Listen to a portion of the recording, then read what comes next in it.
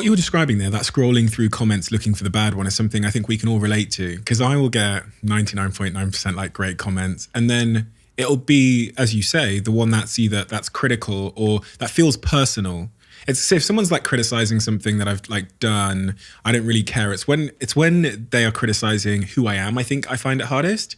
And so I wanted to understand why that was. And I started doing some reading and some writing about this topic and understanding the nature, if we go back in our history as humans, of rejection and what that used to mean when I was a human, the idea of being like kicked out of my tribe. Yeah. And the threat that would put me under if I was removed from my tribe, and this idea of rejection.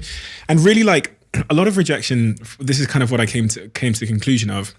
When someone says something like that, it's almost like, for me, it feels like a threat of rejection, a threat of being expelled from the tribe or whatever. Obviously not. Obviously, that is not the truth. But deep within me somewhere, that desire to fit in and be accepted by the tribe is still there.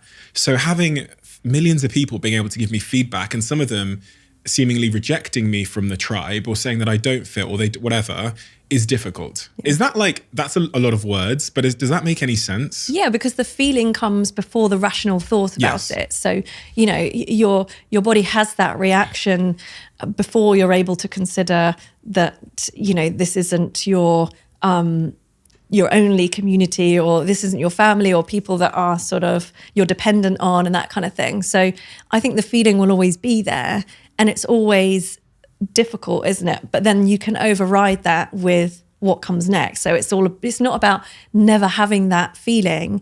And I hate it when people kind of say online, just to stop caring what everybody thinks. And that is impossible, because you're built to care what people think of you. And you probably wouldn't function in a society that well if you didn't care what anybody thought of you. It's about how you then manage it. So when those thoughts come along about, a negative comment, it's what do you do next with what comes up? So yeah, it's really about how you kind of respond to the thoughts that come up after. And is it in those moments of rejection, is it really like the story we tell ourselves about what that rejection means to us? I'm thinking now more broadly about romantic rejection. I'm dating someone, she says, you're dumped. Like, the harm surely isn't in the separation. Surely, for me, it's always felt like, I got to the point where I realized that it was more Steve's subconscious brain is telling himself he's a scumbag and not beautiful and not smart because of this rejection. Is that really where the harm is done? Like that self-inflicted self-story? Yeah, so rejection is difficult for everybody, isn't it? But certainly if rejection taps into what we call a kind of core belief. So if someone grew up with a core belief around being unlovable, for example, because maybe their parents were inconsistent in their care, for example. So they and you don't think about these beliefs consciously all the time. They're not at the forefront of your thought processes, but they will influence how you feel, and they'll influence how you behave and the choices that you make. So what happens is when we have a core belief that is a sort of damaging one or detrimental one, we develop sort of rules for living around that help us to keep it at bay. So it might be, if I can just be the perfect business owner and the perfect boyfriend and the perfect dad, then no one will reject me and everything will be okay. And so you set yourself these rules for living that if, at some point, inevitably, you break, or there's signs that you're not going to be able to keep up with them. And what that does is when there's signs that you're not going to keep up with those rules for living, it kind of triggers that core belief to come to the forefront. And that's when you get that rush of kind of psychological distress, because it's a distressing thing to believe about yourself. And so that's when it can cause people real problems, when that sort of damaging core belief is being triggered on a regular basis, for example, maybe because it's a turbulent relationship or whatever the situation is.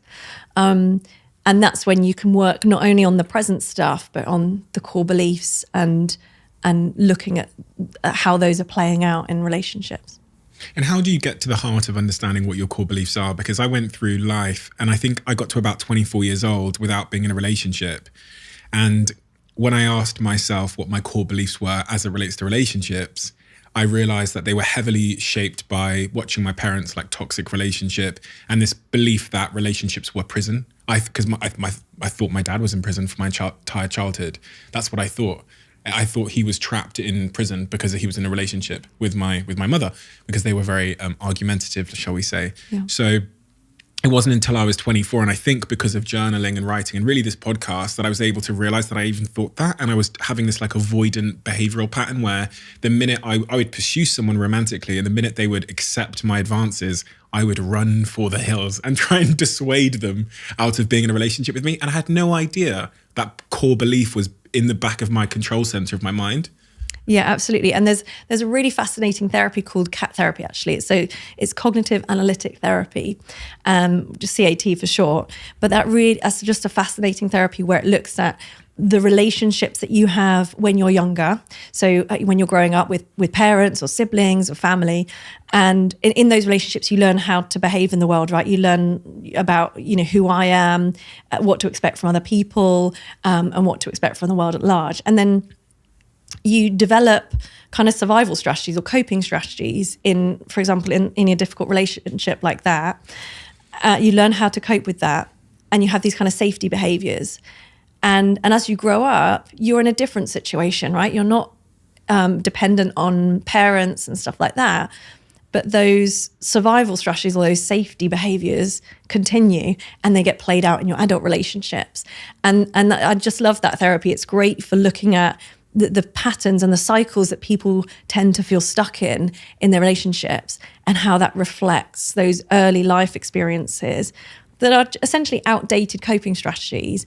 But it's really difficult. If something's been a lifetime of habit, you can't just break that by telling yourself to do that. So it takes time and it takes practice, and you literally kind of map out the cycle so that you learn to sort of acknowledge it in hindsight, first of all. So you say, okay, last week that happened, and yeah, I went around the cycle. And then eventually you've done that enough that you start to recognize it when you're in it. So as you're about to do something, you think, hang on a minute, I know what this is predictable. I know what I'm doing. And in that moment, you then get this chance. This is the beauty of kind of awareness, is you then get this chance to choose whether you go with it.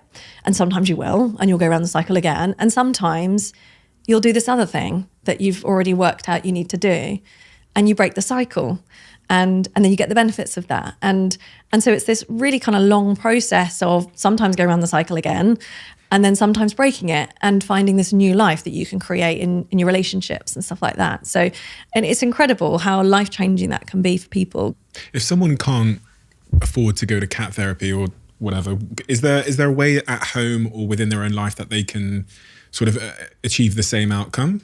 I think, I don't think it's a replacement for it, but I think definitely things like journaling and reflecting on experiences and trying to look at patterns of behavior. So, I always find that, I don't know, when I'm with my boyfriend, we argue about this after I do this. And then you can literally sort of work it out on paper, just writing things down. What happened, then what happened next, then what happened next? How did I feel? How do I think they felt? How did then I feel when they said that? And you're really kind of just going through it. But keep doing that. Just doing it once won't necessarily open up everything.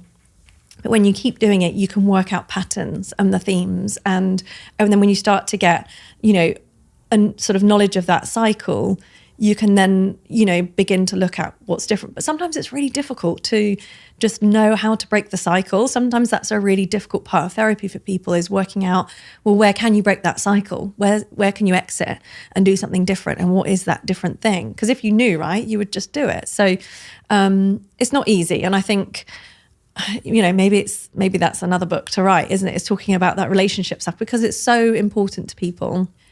And sometimes having good friendships and people that you trust to talk through these things with can help to give you that other perspective, kind of fact checking some of your own, because when you're in it, it's so hard to see the wood for the trees, isn't it?